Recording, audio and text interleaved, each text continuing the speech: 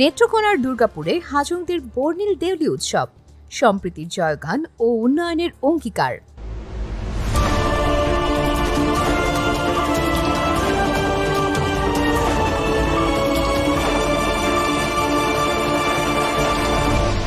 Channel CB.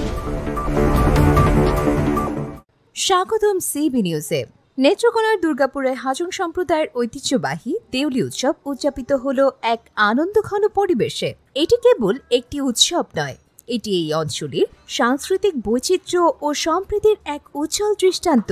Durgapur উপজেলার শ্যামনগর সরকারি প্রাথমিক বিদ্যালয় মাঠে দিনব্যাপী এই উৎসবের আয়োজন করে ক্ষুদ্র নৃগোষ্ঠীর সাংস্কৃতিক ইনস্টিটিউট বিটিসিরি। এই বর্ণাঢ্য অনুষ্ঠানে প্রধান অতিথি হিসেবে উপস্থিত ছিলেন বিএনপির আইন বিষয়ক সম্পাদক এবং আসন্ন নির্বাচনের প্রার্থী ব্যারিস্টার কায়সার কামাল। এই অঞ্চলটি বিভিন্ন সম্প্রদায়ের এক সুন্দর বাগান।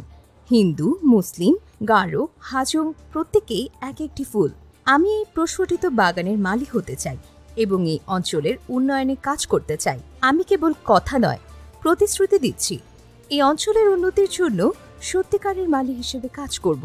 তিনি জিয়াউর রহমানের সাংস্কৃতিক একাডেমি প্রতিষ্ঠার অবদানের কথাও স্মরণ করেন। বিশেষ অতিথি হিসেবে বক্তব্য রাখেন বিএসএস এর ব্যবস্থাপনা পরিচালক ও প্রধান সম্পাদক মাহবুব মোর্শেদ। তিনি বলেন, 5ই আগস্ট গণ অভ্যুত্থানের পর বর্তমান সরকার সাম্প্রদায়িক ভেদাভেদ ভুলে সারা দেশে দেউলি উৎসবের মতো ঐতিহ্য উদযাপন করছে। এই উৎসবগুলোতে কোনো রাজনীতিকরণ নেই, প্রত্যেকে স্বাধীনভাবে নিজেদের ঐতিহ্য উদযাপন করতে পারছে।